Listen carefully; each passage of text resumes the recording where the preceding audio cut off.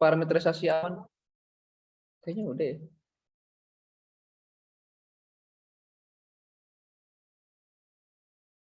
Tanggal 5. Itu ada tuh ya, skema Arakawa, skema Kuo, ya skema Cambridge itu. Itu 2, 3, 4, 5, 6, 6 ya. Ada itu ya. Tentang skema-skema itu ya dijelaskan ya. Dibagi 6 kelompok. Dikumpulkan saat UTS ya. Ada kan? Ada kan?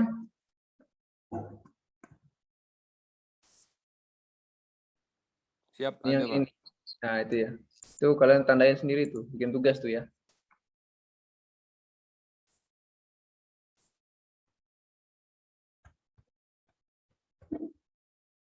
Oke, kemarin sampai di parameterisasi kumulus ya. Di kumulus yang kecil-kecil ini ya. Ya, ini perlu parameterisasi atau parameter representasi ya. Karena gridnya di GCM itu besar ya. Gridnya besar ya. Jadi yang kecil-kecil ini nggak terdeteksi dia. Oke, di dalam parameterisasi itu isinya apa saja ya? Di dalam apa namanya parameterisasi konveksi ya. Jadi pengaruhnya perlu dijabarkan lagi ya. Di sini ada thermodynamic equation ya. Kemudian ada persamaan kontinuitas ya, dengan gradien dengan koordinat tekanan ya atau isobarik koordinat. Dan ini disubstitusi jadi hasilnya yang bawah ini ya.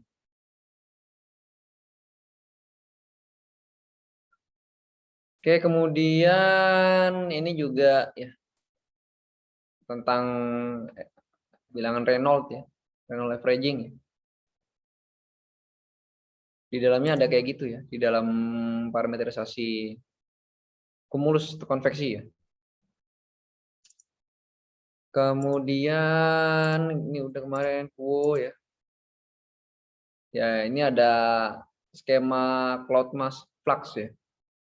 Jadi pertumbuhan awan cumulonimbus ya, dari awal kemudian dia masak, kemudian dia hujan ya, kemudian dia hilang.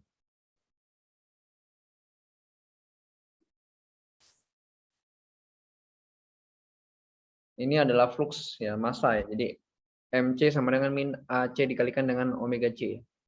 Ya, di mana omega itu adalah kecepatan ke atas ya. Kecepatan vertikal ya. M masanya ya.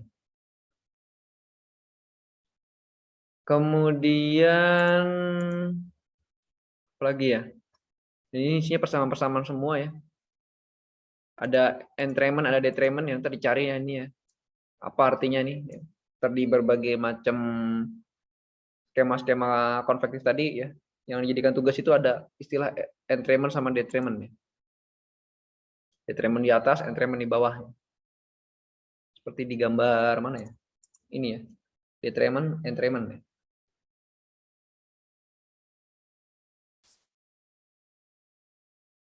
Ya, jadi pada skema massa awan ya, flux massa awan ya. Jadi persamaannya dapat diselesaikan ya dengan menyatakan entrainment dengan detrainment. Kecepatan entrainment dan detrainment. Kemudian ya pada beberapa kasus ya diperlukan juga massa apa namanya flux massa ya pada cloud base ya. Tinggi dasar awan ya. Sebagai boundary condition contohnya di skema Kuo ya. Kemudian apa lagi ya? Yang perlu disampaikan ya. Update dari skema Kuo adalah skema Arakawa dan Schubert 1974 ya. Skema Kuo yang paling tua, yang paling lama.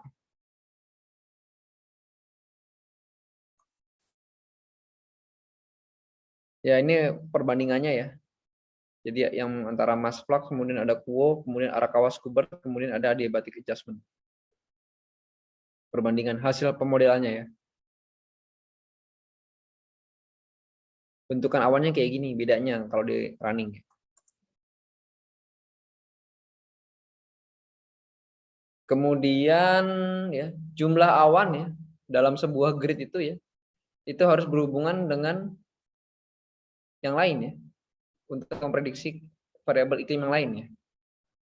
Jadi banyak skemanya berkembang sangat banyak jadinya. Karena keadaannya berbeda-beda di setiap bagian bumi ya. Keadaan awan kumulus ini pada setiap gridnya beda-beda. Ada yang didominasi kumulus, kumulusnya gimana? Kumulusnya apakah dia banyak entremennya apa banyak detremennya? Beda-beda ya.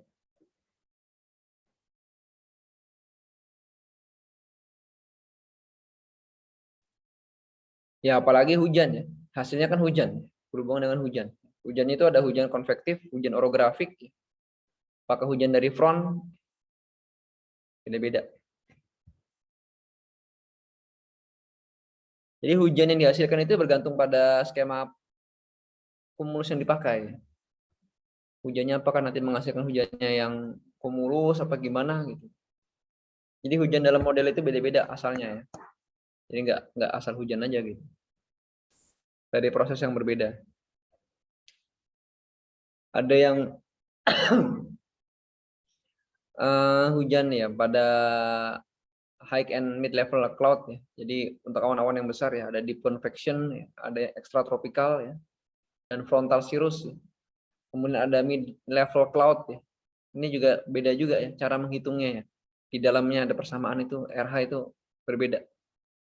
Jadi menunjukkan bahwa setiap skema itu nggak cuma namanya aja yang berbeda ya. Rumusnya beda di dalamnya.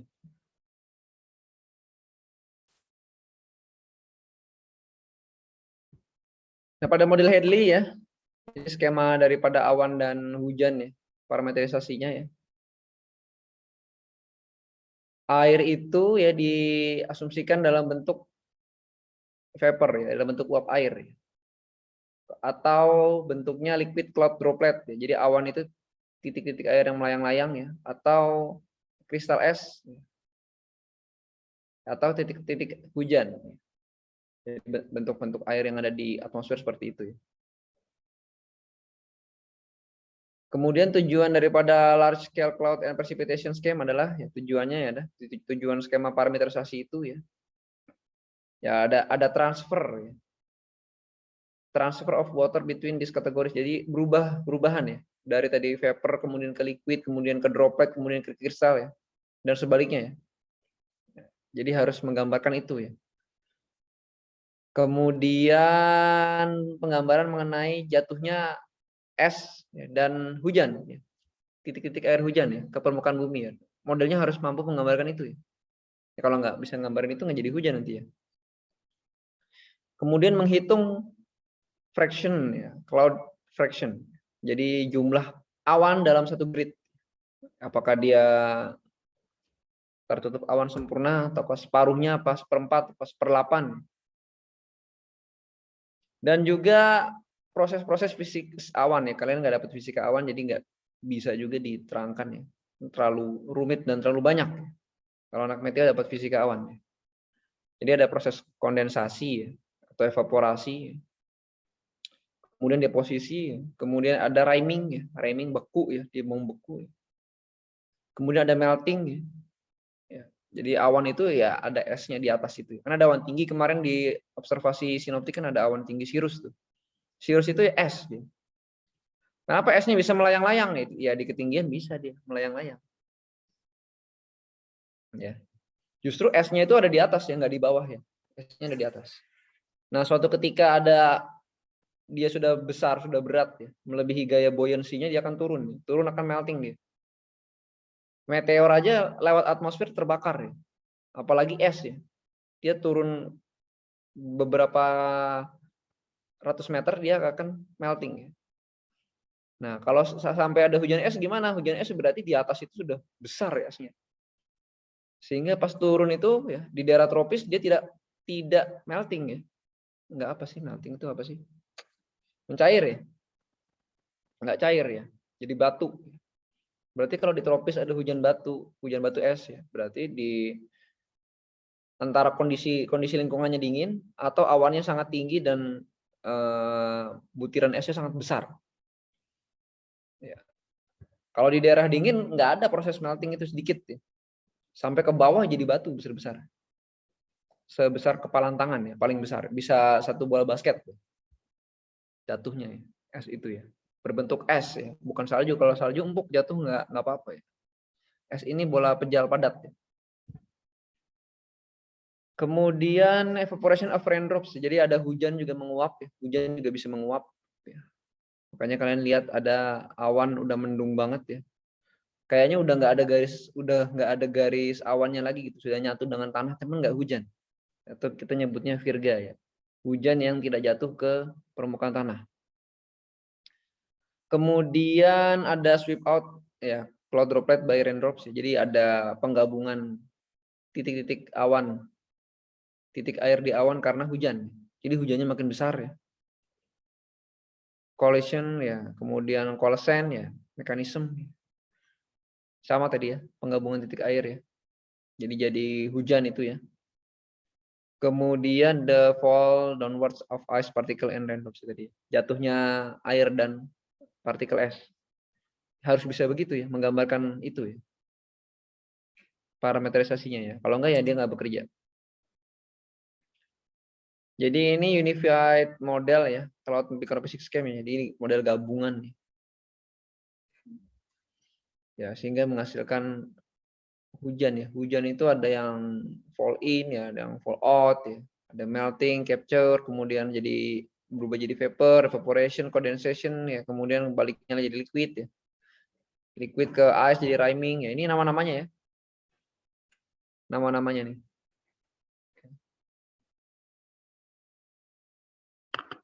Prosesnya ya semua harus digambarkan. Jadi memang model itu rumit sekali ya. Nggak mudah deh. Model dinamis. Kemudian awan pada GCM ya. Ini ada awan altocumulus, ada cirrus, ada cumulonimbus. Cumulonimbus juga ya. Ada beberapa yang awan mid ya, awan-awan tengah. Awan banyak ya. Cuma nggak bisa dimodelkan di dalam GCM. Ini agak susah juga sih. Ini satelit ya. Ya ini kalau ada isi es ya dia putih ya. Ini awan tinggi dia. Isinya es. Di daerah tropis sedikit.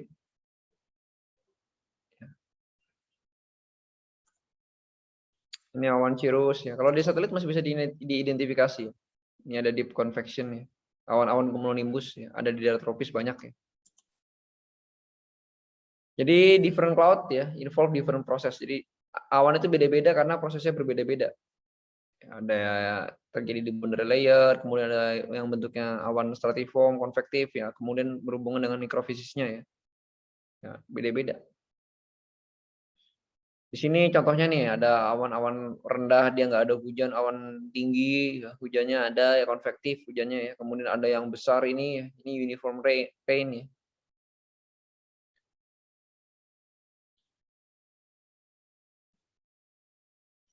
Ya ini skematik cloud front nih, kalian nggak belajar udah belajar pendahuluan meteo sih, harusnya udah bisa ya. Ada front dingin, front panas ya. Jadi ada yang udara dingin mengejar udara panas, ada yang udara panas mengejar udara dingin ya. Ini di Indonesia nggak ada. Atau ada dalam skala yang sangat lemah. Ya. Kalau di daerah-daerah lintang tinggi ya, mungkin paginya cerah, siang sedikit sudah mendung, angin dingin gitu ya. Atau sebaliknya ya, siang cerah, paginya sudah mendung. Di paginya tadi mendung. Cepat sekali ya, lebih cepat bergantinya daripada cuaca di Indonesia. Di Indonesia masih kelihatan lah. Ya ada awan gitu. Tapi di sana cepat sekali ya, dalam skala menit. Berubah, benar-benar cepat front itu ya. Kecepatannya ada ya. Apalagi front dingin ya, itu cepat sekali dia. Cepat sekali. Cuacanya buruk, berubah berganti-ganti. Apakah itu sesuatu yang sulit diprediksi? Oh tidak ya. Ternyata front ini gampang diprediksinya. Lebih mudah memprediksi front daripada di Indonesia. Perubahan cuaca di Indonesia itu bukan karena front. Karena konvektif itu lebih susah.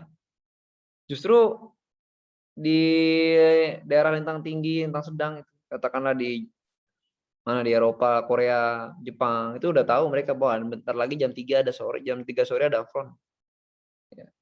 Kita nggak akan ada acara di luar misalnya yang punya garden party. Kalau di Indonesia nggak bisa. Cumulus itu tidak bisa. Susah sekali ya. Ya kita tahu sorenya, tapi sorenya jadi apa enggak hujan kan kita nggak tahu. Kalau di sana front itu udah hampir pasti hujan. Bisa dilihat kekuatan frontnya. Dari tekanan itu udah kelihatan. Di Indonesia sayangnya nggak bisa. Kenapa tidak bisa? Karena di daerah tropis itu massa udaranya itu hangat semua ya. Hangat semua. Kelihatan hangat semua. Semuanya hangat. Nggak ada yang dingin. Nggak ada. Kalau di daerah lintang sedang lintang tinggi, kelihatan. Ada tekanan rendah yang bawa massa udara hangat, tekanan tinggi bawa massa udara dingin. Kelihatan dia bergerak. Jadi prediksi cuaca di daerah lintang tinggi itu sangat mudah. Ya sangat mudah lah. Kalau dibanding Indonesia sangat mudah. Di daerah tropis itu sangat sulit. Sehingga pakai model apapun sekarang belum ada yang katakanlah tepat memprediksi cuaca ya. Adanya juga early warning. Kalau early warning itu sudah kelihatan di satelit. Oh, ada awan di atas Bogor, ada awan bentar lagi hujan gitu. Kalau prediksi itu ya benar-benar diprediksi sehari sebelumnya atau beberapa hari sebelumnya. Ya, jadi gampang memprediksi front ini ya. Dia melibatkan gelombang Rossby ntar. Kelihatan di lingkar kutub itu ya, gelombang Rossby itu. Rossby wave. Udaranya hangat, dingin gitu ya. Jadi memang terasa hangat, dinginnya terasa dingin. Di Indonesia enggak, hujan ya panas juga ya. Hujan mendung besar panas juga ya. Nggak berbeda ya di Indonesia, bukan seperti yang di Indonesia perbedaannya. Jadi benar-benar jam 2 siang itu dinginnya seperti jam 1 malam ya, kalau pas front dingin itu. Benar-benar dingin ya. Jadi di Indonesia tidak ada ya. Kemudian tropical cyclone di Indonesia juga tidak ada. Ya barangkali ada beberapa tempat yang dilewati angin kencang ya. Ketika terjadi tropical cyclone. Tropical cyclone-nya jauh sekali. Kita kena anginnya saja ya. Kena cuaca buruknya saja ya. Tapi kalau dilewatin tropical cyclone ya, kayak di Filipina ya. Mungkin kalian punya saudara di Filipina ya. Kasihan dia. Nggak bisa dia. Di Filipina itu kotanya bersih itu ya. Pasti setahun 2 kali, setahun sekali. Minimal setahun sekali. Dilewatin tropical cyclone. Dilewat. Memang benar-benar lewat di kota Manilanya itu ya. Ya sehingga kondisi negaranya tidak apa ya? Ya nggak mudah berkembang ya karena kena terus ya setiap tahun. Ya imbasnya ya banjir, kemudian rusak ya, jalan-jalan rusak, gedung rusak. Dia emang agak-agak sulit tinggal di Filipina itu ya, terutama di Manilanya ya. Lebih baik yang ke arah Indonesia itu ya. Ke arah Indonesia itu malah lebih bagus ya. Ya Filipina ya, kasihan ya. Kasihan negara itu ya. Dilewatin terus. Setiap tahun ada, nggak mungkin tidak ada. Tidak mungkin tidak ada. Hujannya itu kalau di Indonesia kira-kira hujan 3 bulan di Indonesia, 3 bulan Desember jadi hujan 1 minggu ya, ketika lewat tropical cyclone itu ya. Hujannya sangat besar ya.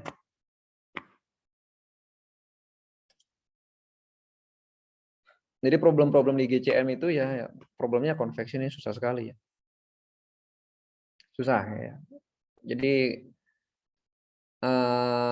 skala-skala kecil ya konveksi ini susah.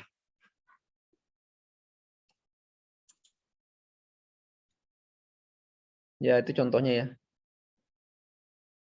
Difficult to model ya. Formasinya pembentukannya gimana, kemudian lamanya gimana, kalau covernya gimana, decouplingnya gimana, break up-nya gimana nggak bisa. Susah. Di GCM.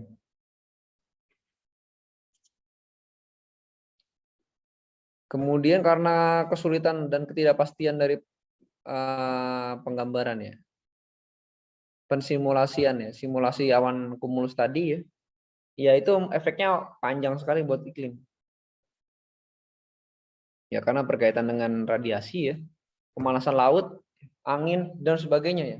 Hanya karena itu saja jadi yang lainnya susah.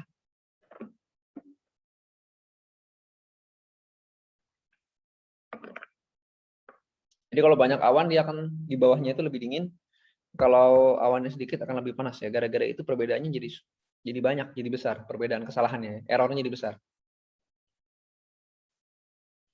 Karena awan itu fungsinya adalah, kalian udah belajar itu belum ya? Radiasi optik belajar nggak ya?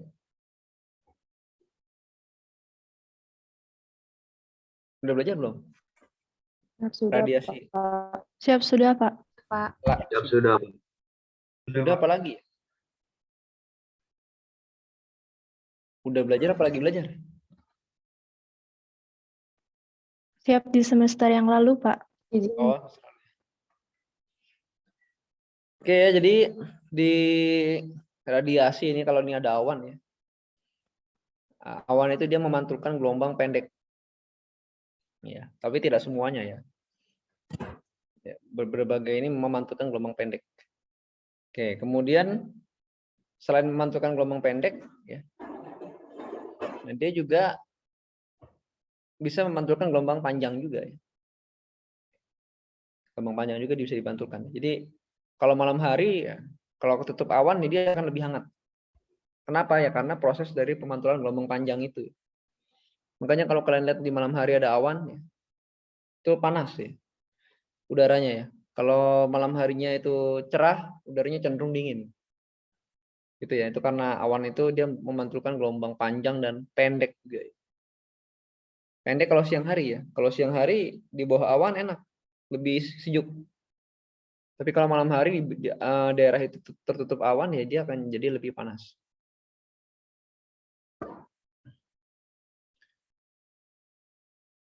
Ya, kemudian ini adalah gambar, ini ada model GCM ya dari NCAR itu ya.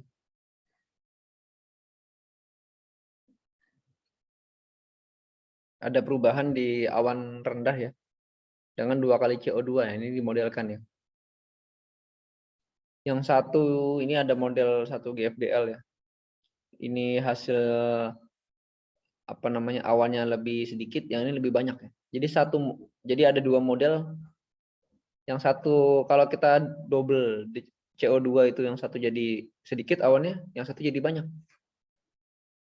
2 model ya. 2 model ya. Karena menggunakan parametrisasi yang berbeda ya.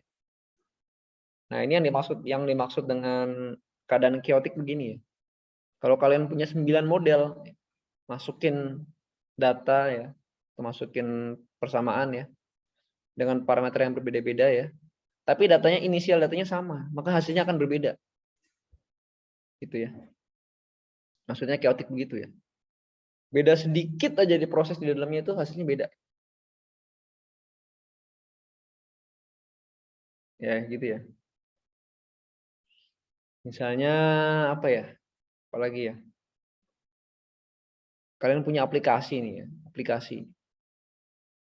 Nah, aplikasi ini bisa meramal ceritanya. Ada 10 aplikasi. Kalian coba masukin nama kalian, umur semua. Itu hasilnya beda-beda hasil ramalannya itu. Kenapa ya? Dia bersifat chaotic. Ada perbedaan sedikit itu dia bisa beda banget. Ada yang bilang kamu bakalan dapat duit, ada yang bilang kamu bakalan kehilangan duit gitu. Itu yang maksudnya chaotic begitu ya. Yang satu bilang nggak ada awan, satu bilang banyak awan. Satu bilang nggak ada hujan, satu bilang hujan deras. Itu sifat chaotic dari sebuah model iklim. Kadang-kadang modelnya sama, cuma dibedain sedikit kondisinya, jadi hasilnya beda juga. Apalagi yang modelnya berbeda, jelas. Ini ada model, ada ISCCP, ada yang ECMWF ya, di bulan Juni, Juli, Agustus. Ini Desember, Januari, Februari. Ya, ini selisih difference-nya, selisih awan ya.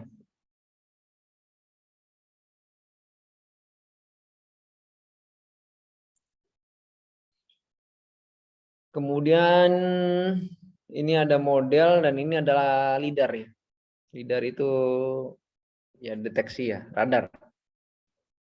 Ya ini juga ada bedanya ya, tapi hampir-hampir sama ya. Hampir-hampir sama.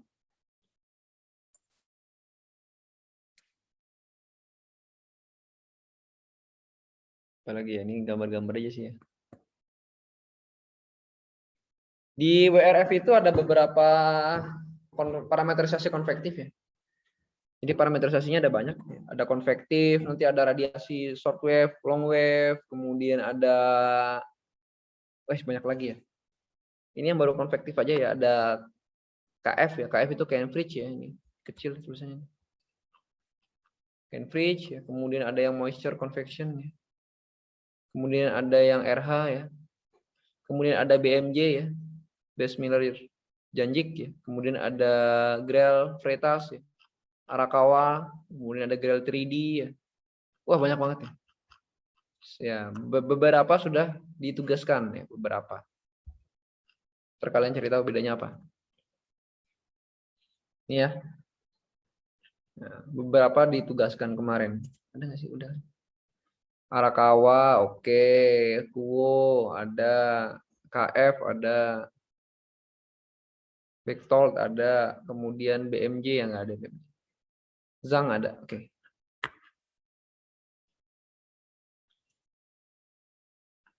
Oke, itu ya. Dari parameterisasi konvektif ya. Silakan kalau ada yang mau ditanyakan untuk yang parameterisasi konvektif. PPT-nya udah dikasih kan?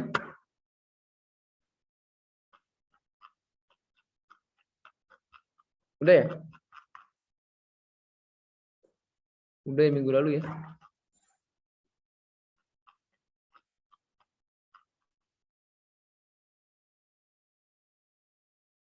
Pertemuan 3. Belum ya? Siap belum, Pak? Siap belum, Pak?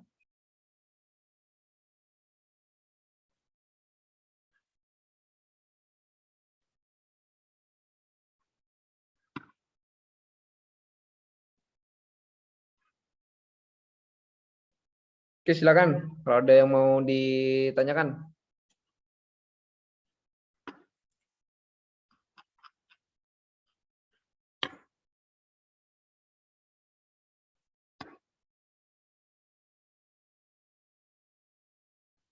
Ada nggak yang mau nanya?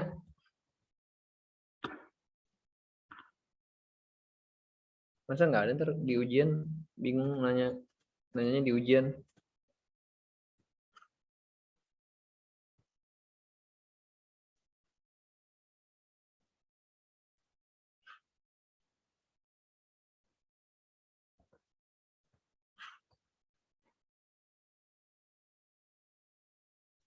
Tugasnya udah dibagi belum kelompoknya?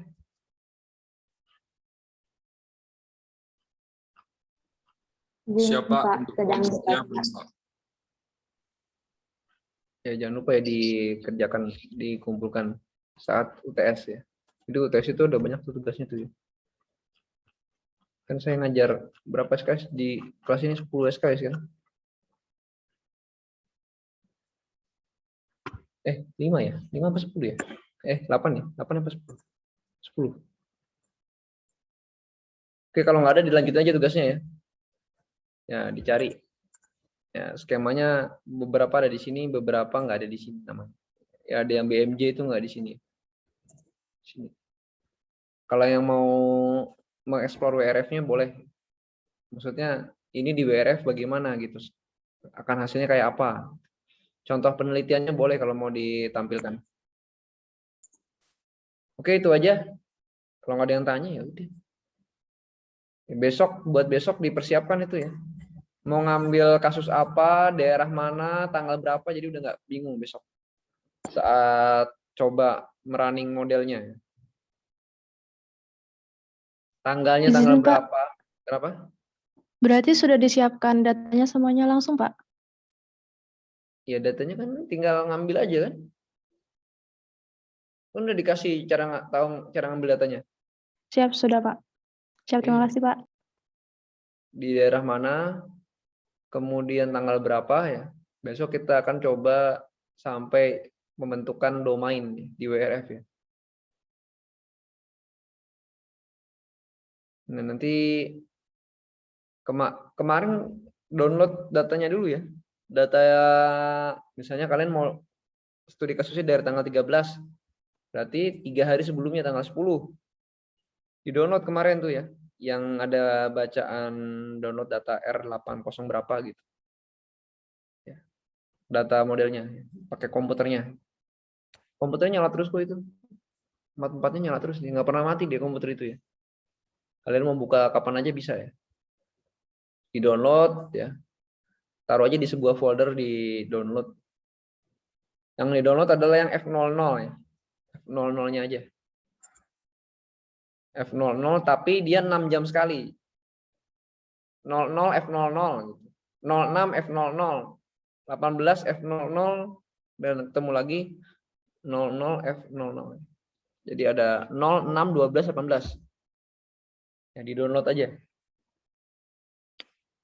Kapan aja boleh itu diakses, itu nggak ada yang mati. PC-nya nyala semua. Nyala semua ya, nyala semua itu. Jadi besok kita tinggal bikin domain wizard. Kalau nggak ada datanya, nggak di download di data modelnya ya nggak bisa ya. FNL-nya itu harus di download. FNL. Oke, sekian dari saya. Kita ketemu lagi besok jam 8. Siap, terima kasih, Pak. Terima kasih, Pak. Terima kasih banyak, Pak. Terima kasih, Pak. Siap, terima kasih banyak, Pak.